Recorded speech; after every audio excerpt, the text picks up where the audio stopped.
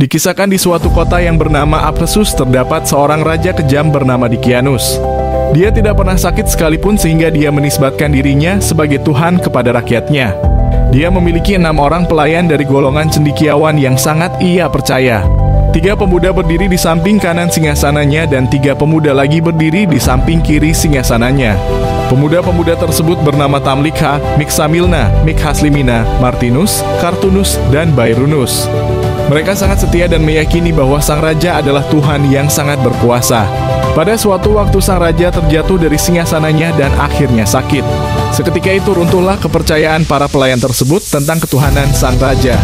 Kemudian salah satu dari pemuda tersebut berkata, tidak mungkin Tuhan jatuh sakit. Lalu yang lain menimpali dan berkata, benar, Tuhan tidaklah lemah. Setelah peristiwa tersebut mereka semakin meyakini bahwa sang raja bukanlah Tuhan dan Tuhan sebenarnya adalah pencipta langit dan bumi yang maha kuasa.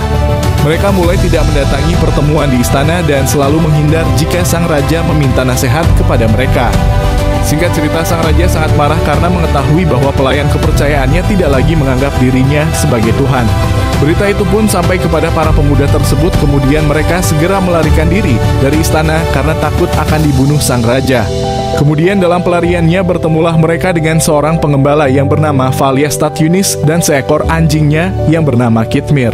Setelah menceritakan pelarian mereka, sang pengembala tersebut ikut meyakini apa yang diyakini para pemuda tersebut.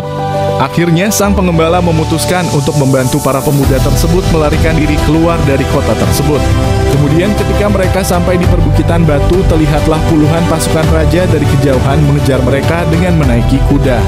Karena takut mereka bersembunyi di sebuah gua di antara perbukitan tersebut, berharap pasukan raja tidak menemukan mereka. Kemudian mereka berdoa, ya Tuhan kami, berilah kami rahmat dari sisimu dan bimbinglah kami dengan petunjuk dalam urusan kami. Setelah itu Allah memberikan mereka rasa kantuk yang membuat mereka semua tertidur di dalam gua tersebut. Allah menidurkan mereka beserta anjing tersebut dengan menjaga jasad mereka tidak rusak dan hancur termakan bumi. Setelah 300 tahun berlalu, Allah membangunkan mereka kembali dalam keadaan seperti sedia kala. Berkatalah salah satu dari mereka, berapa lama kita tertidur? Lalu yang lain berkata, mungkin sehari atau setengah hari. Kemudian mereka dihinggapi rasa lapar sehingga Tamlikha pergi ke kota berniat membeli makanan untuk mereka. Setelah sampai di kota, Tamlikha tampak kebingungan dengan suasana kota yang sudah sangat berubah dan berpikir bahwa dia sedang tersesat di kota yang lain. Kemudian dia membeli beberapa roti, namun uang yang dia bawa sudah tidak berlaku lagi. Singkat cerita, pedagang roti tersebut mengadukan hal itu kepada pengawal kerajaan dan akhirnya Tamlikha dibawalah menghadap Raja Abdurrahman. Sesampainya di sana, sang raja berkata, siapakah kamu? Dari mana kamu mendapatkan koin ini? Apakah kamu menemukan harta karun? Lalu Tamlikha menjawab, aku adalah Tamlikha yang pernah menjadi pelayan setia Raja Dikianus. Sang raja saling menatap kepada para menterinya dan melanjutkan berkata, bagaimana mungkin? Raja Dikianus sudah meninggal 300 tahun yang lalu. Tamlikha hampir pingsan karena kebingungan. Lalu majulah seorang ulama kerajaan dan berkata, Maha besar Allah, engkaulah pemuda yang tertidur di dalam goa selama 300 tahun. Lalu ulama tersebut melanjutkan, apakah teman-temanmu berjumlah 6 orang dan ada seekor anjing ikut bersama kalian? Lalu Tamlikha berkata, benar. Lalu berkatalah sang raja, segala puji bagi Allah, tenanglah wahai pemuda, engkau tidak perlu takut lagi, aku dan rakyatku menyembah Allah Tuhan seluruh alam. Sekarang tunjukkanlah gua tempat teman-temanmu berada, kita akan ke sana dan menyambut mereka untuk kembali. Akhirnya sang raja, para menteri, pengawal, dan puluhan rakyatnya mengikuti Tamlikha menuju gua tersebut. Sesampainya di bawah bukit berkatalah Tamlikha, wahai raja, tunggulah di sini dahulu, aku khawatir teman-temanku akan takut karena kedatangan kalian.